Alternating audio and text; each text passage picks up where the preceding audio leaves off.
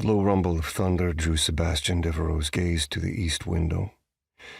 Just beyond the massive earthen wall was the dark, churning waters of the mighty Mississippi. The morning's slow drizzle turned into a downpour. He sighed, knowing that the hurricane looming in the Gulf of Mexico would wreak havoc with his shipping business. For the next few weeks, at least. The wet weather and dropping barometer made his joints ache. He knew he should at least call the office to make sure his second-in-command had things under control. But he was having a hard time convincing his body to get out of bed. As the Alpha, it was his job to protect his pack and take care of their needs. And that took money. Before long, it would be time to sell Deveraux Shipping and fade into the woodwork.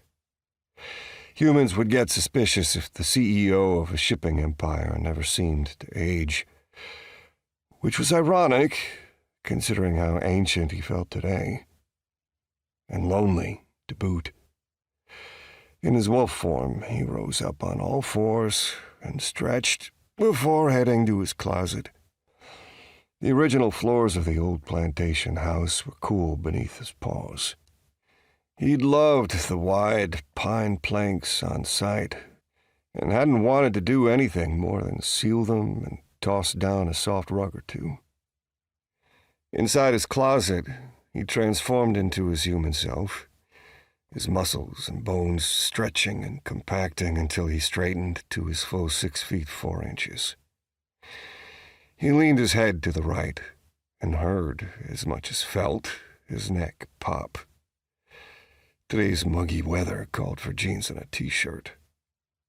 He was zipping his favorite pair of Levi's when the scent of gumbo wafted under his nose. One of his brothers must be heating up last night's leftovers for breakfast. He sniffed the air appreciatively. Like any red-blooded man or beast, he loved to eat, loved meat, loved anything that set his taste buds on fire and made his mouth water.